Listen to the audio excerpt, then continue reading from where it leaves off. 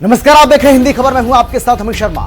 BJP अध्यक्ष नितिन नवीन ने अपनी नई टीम को तैयार कर लिया है, अपनी नई टीम का ऐलान कर दिया है और इस नई टीम में युवाओं को तवज्जो दी गई है, जातीय समीकरणों को साधा गया है, चुनावों को भी ध्यान में रखा गया है। नितिन नवीन की इस टीम में कुल 13 राष्ट्रीय उपाध्यक्षों में से 6 महिलाओं को भी जगह दी गई है। स्मृति ईरानी और राम माधव जैसे पुराने नेताओं की भी वापस एंट्री हुई है। बीजेपी का प्लान 2027, नवीन की युवा टीम 27 का शंखनाद। नवीन टीम में स्मृति की वापसी। बीजेपी ने अपनी नई टीम का ऐलान कर दिया है। नई टीम में कई नए चेहरे भी शामिल किए गए हैं, तो महिलाओं को बड़ी जिम्मेदारी दी गई है। स्मृति ईरानी को महासचिव बनाया गया है। वसुंधरा राजे, राम माधव समेत 13 को राष्ट्रीय उपाध्यक्ष बनाया गया है। बीजेपी राष्ट्रीय अध्यक्ष नितिन नवीन ने नए पदाधिकारियों के नामों की घोषणा की। लंबे समय बाद स्मृति ईरानी, राजस्थान की पूर्व सीएम वसुंधरा राजे और राम माधव की बीजेपी में वापसी हुई है। स्मृति ईरानी को महासचिव तो वसुंधरा राजे को राष्ट्रीय उपाध्यक्ष बनाया गया है। वहीं राम माधव को उपाध्यक्ष बनाया गया है। वसुंधरा राजे सिंधिया, तीरथ सिंह रावत, राम माधव, बैजयंत जय पांडा, डी पुरंदेश्वरी, रेखा वर्मा, वर्षा बेन नरेंद्र भाई दोषी, भारती प्रवीण पवार, मनप्रीत सिंह बादल, लाल सिंह आर्य, एम नागराजा, तारिक मंसूर, मधुचंद्र। स्मृति ईरानी को राष्ट्रीय महामंत्री बनाए जाने को यूपी के लिहाज से अलग महत्व है। अमेठी से उनका पुराना राजनीतिक जुड़ाव रहा है और महिला वोटरों के बीच पार्टी की पहुंच बढ़ाने की रणनीति में उनका इस्तेमाल अहम हो सकता है। वहीं हरीश द्विवेदी को राष्ट्रीय महामंत्री की जिम्मेदारी मिलने से पूर्वी यूपी के संगठनात्मक अनुभव को केंद्रीय स्तर पर जगह मिली है। दोनों की भूमिका केवल दिल्ली के संगठन तक सीमित नहीं रहेगी, बल्कि चुनावी राज्यों में केंद्रीय नेतृत्व की रणनीति को जमीन तक पहुंचाने में भी हो सकती है। इस टीम को सिर्फ संगठन में पदों के बंटवारे के तौर पर ही नहीं, बल्कि 2027 के विधानसभा चुनाव को देखते हुए बड़े राजनीतिक संकेत के रूप में देखा जा रहा है। खास तौर पर उत्तर प्रदेश, उत्तराखंड और हिमाचल प्रदेश, जहां अगले साल विधानसभा चुनाव होने हैं, वहीं हरियाणा की मौजूदगी को 2029 की तैयारी से जोड़कर देखा जा सकता है।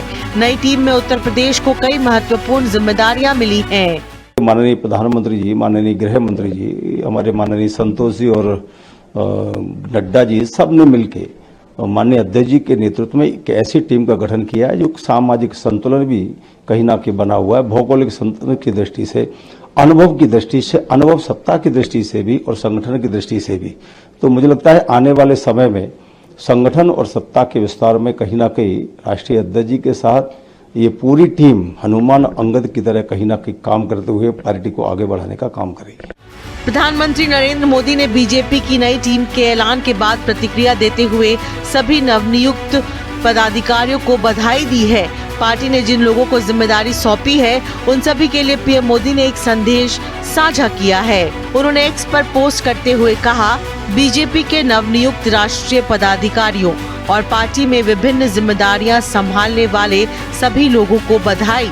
नई टीम संगठनात्मक अनुभव, ऊर्जा और जमीनी स्तर पर लोगों से जुड़ाव का संगम है। भरोसा है कि वे पार्टी को मजबूत करने और जनसेवा पर ध्यान केंद्रित करने में अपना सर्वश्रेष्ठ योगदान देंगे।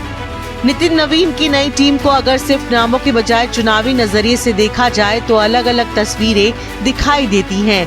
इनमें सबसे बड़ी परीक्षा उत्तर प्रदेश और उत्तराखंड की है। यूपी में भाजपा को बड़ा सामाजिक गठजोड़ तैयार करना है, जबकि उत्तराखंड में उसे लगातार तीसरी बार सत्ता में लौटने की चुनौती है। हिमाचल में उसे सत्ता में वापसी का रास्ता बनाना है। नितिन की नई टीम के ऐलान के बाद सपा और कांग्रेस हमलावर हैं। भारतीय जनता पार्टी के राष्ट्रीय कार्यकारिणी के सभी सदस्यों को हार्दिक शुभकामनाएं। एक कहावत आपने सुनी होगी, हाथी के दांत खाने कुछ और दिखाने कुछ और। उसी तरह की रिप्रेजेंटेशन यहाँ पर भाजपा की नई कार्यकारिणी में देखने को मिल रहा है। इसके राष्ट्रीय अध्यक्ष नितिन नवीन जी खुद परिवारवाद की देन है। दो मुस्लिम चेहरों को इसमें जगह देने की बात जहाँ तक भारतीय जनता पार्टी कह रही है, तो क्या इनके जो छोटे से लेकर के बड़े नेता लगातार मुसलमान समाज के खिलाफ जहर उगलते रहते हैं, क्या इन दो चेहरों के से वो जहर का उगलना बंद कर देंगे ये लोग? इनको बताना चाहिए। और दूसरी बात, इन्होंने बात कही कि हमने इतनी महिलाओं को 12 महिलाओं को टीम में जगह दिया, हमने पिछड़ों को जगह दिया। तो आप महिलाओं को जगह दिए, लेकिन यहीं उत्तर प्रदेश में crime against women Uttar Pradesh number 1 चल रहा है महिला के खिलाफ अपराध में। यहाँ भी हाथी के दांत खाने कुछ और दिखाने कुछ और। नितिन नवीन ने नई टीम घोषित करने से पहले यूपी के करीब 20 सांसदों से 1-to-1 बातचीत भी की थी। रिपोर्टों के मुताबिक इन बैठकों में जातीय समीकरण और कार्यकर्ताओं के मनोबल जैसे मुद्दों पर चर्चा हुई। इससे साफ है कि 2027 की तैयारी में भाजपा ऊपर से तय रणनीति के बजाय जमीन की राजनीतिक नब्ज को समझने पर भी जोर दे रही है। ब्यूरो रिपोर्ट, हिंदी खबर।